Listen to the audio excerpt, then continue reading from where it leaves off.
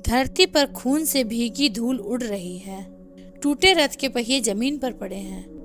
कर्ण अपनी छाती पर बाण झेले हुए रक्त से लथपथ भूमि पर गिरा है। धीरे धीरे आकाश में एक दिव्य प्रकाश प्रकट होता है।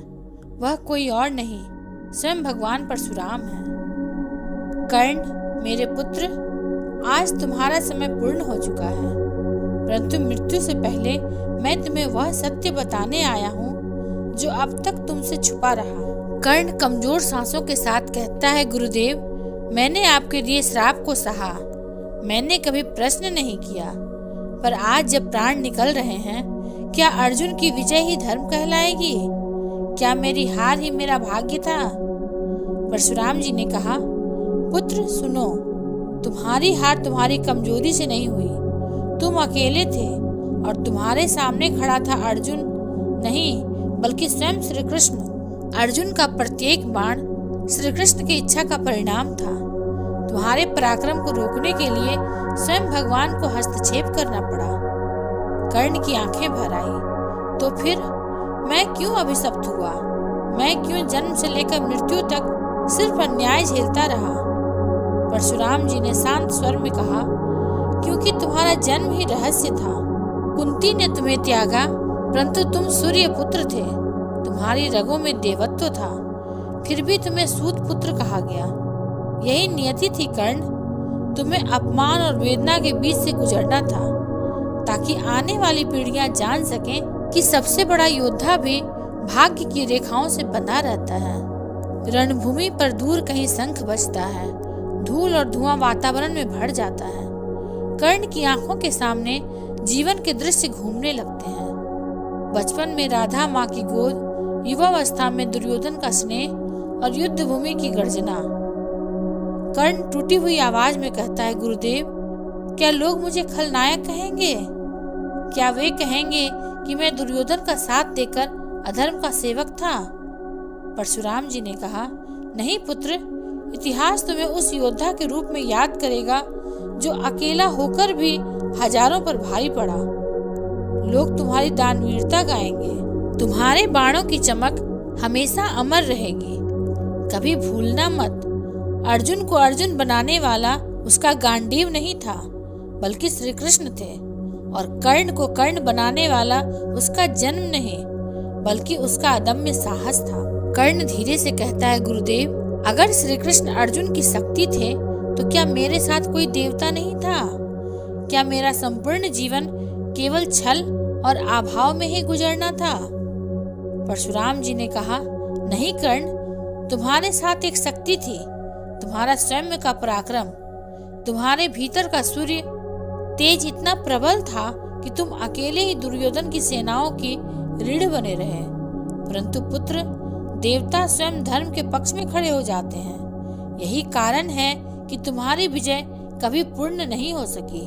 कर्ण कहता है, धर्म धर्म, सभी कहते हैं कि पांडव धर्म के मार्ग पर थे, पर क्या धर्म वही है जो विजेता कहे? क्या धर्म यह नहीं कि मित्र के साथ अंत तक खड़ा रहा जाए? क्या धर्म यह नहीं कि जिसने मुझे सम्मान दिया मैं उसका साथ दूं, चाहे पूरी दुनिया मुझे दोषी ठहराए?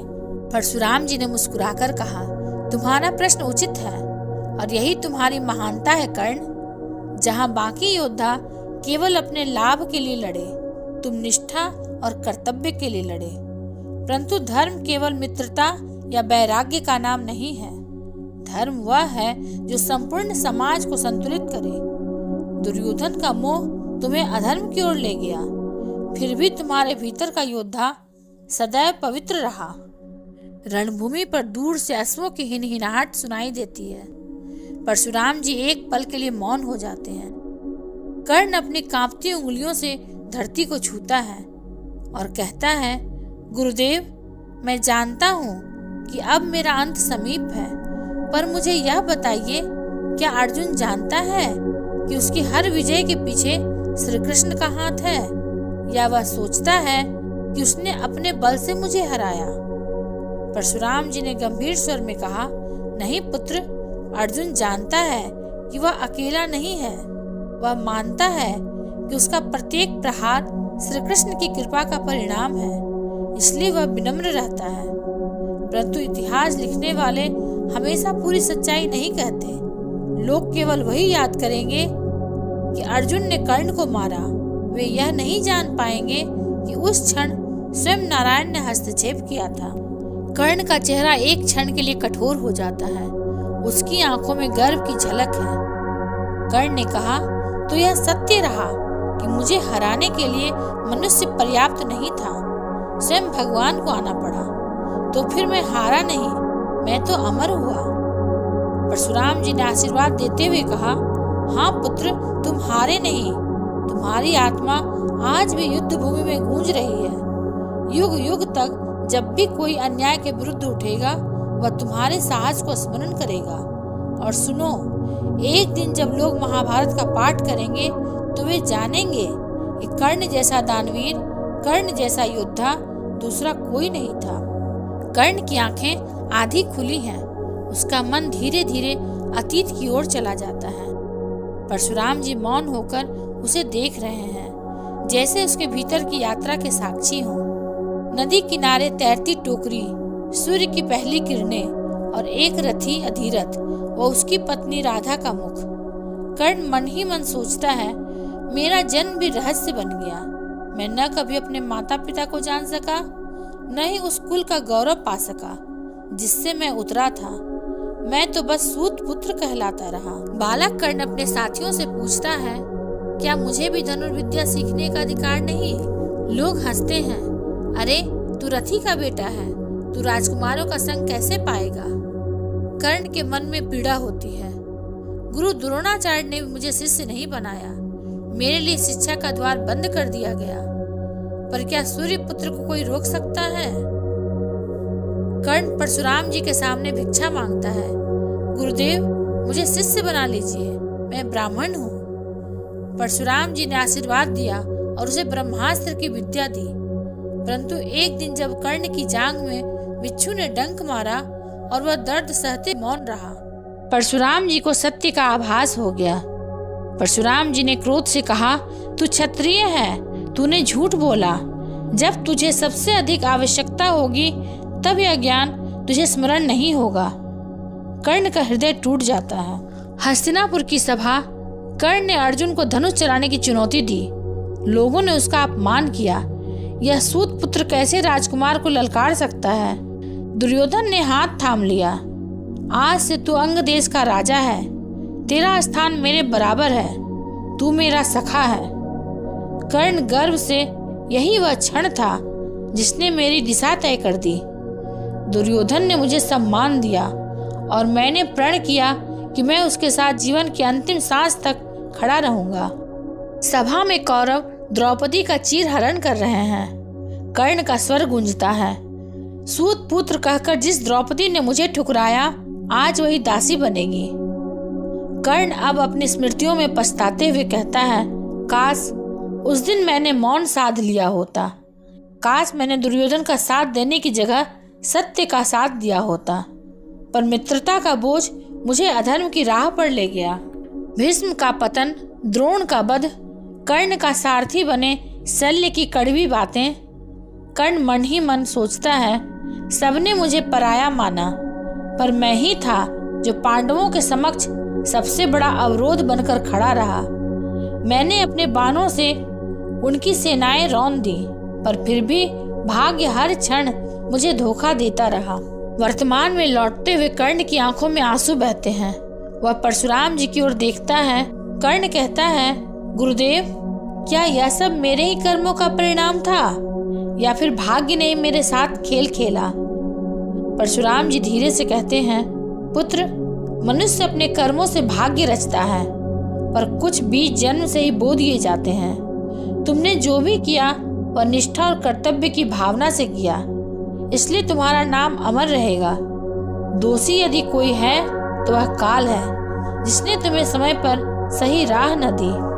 कर्ण रक्त से लथपथ भूमि पर पड़ा है। उसके पास उसका सारथी शल्य मौन खड़ा है। परशुराम जी अब भी ध्यान मग्न उसे निहार रहे हैं। कर्ण धीरे स्वर में कहता है, गुरुदेव, मैंने अपना जीवन दुर्योधन की मित्रता में अर्पित कर दिया। क्या यही धर्म था? क्या मेरे बाणों ने निर्दोषों का रक्त बहाया? परशुराम जी ने कहा, पुत्र, मनुष्य का धर्म आसान नहीं। तूने मित्र धर्म निभाया पर परिवार धर्म छूट गया। यही तेरे जीवन का द्वंद्व है। कर्ण की दृष्टि धुंधली हो रही है। अचानक वह देखता है श्री कृष्ण उसके समीप खड़े हैं। कर्ण आश्चर्य से कहता है, केशव, क्या अब आप मुझे मारने आए हैं? श्री कृष्ण मुस्कुराते हैं, नहीं कर्ण, मैं तुझे मुक्त करने आया हूँ। आज तेरा समय पूर्ण हो चुका है। अब तुझे सत्य जानना चाहिए।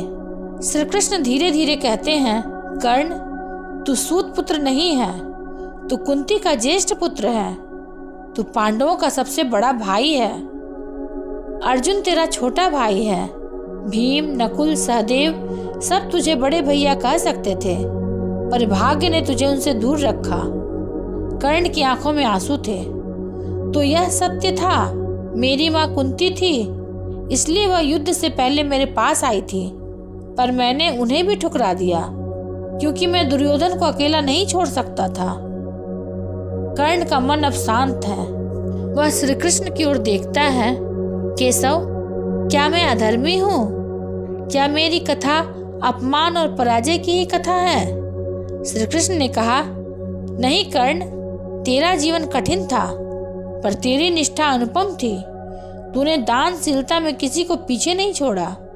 तू वीरता और त्याग का प्रतिमान रहा। तेरा नाम युगों युगों तक अमर रहेगा। लोग तुझे दानवीर कर्ण कहेंगे। कर्ण धीरे धीरे मुस्कुराता है। उसके नेत्र बंद होने लगते हैं।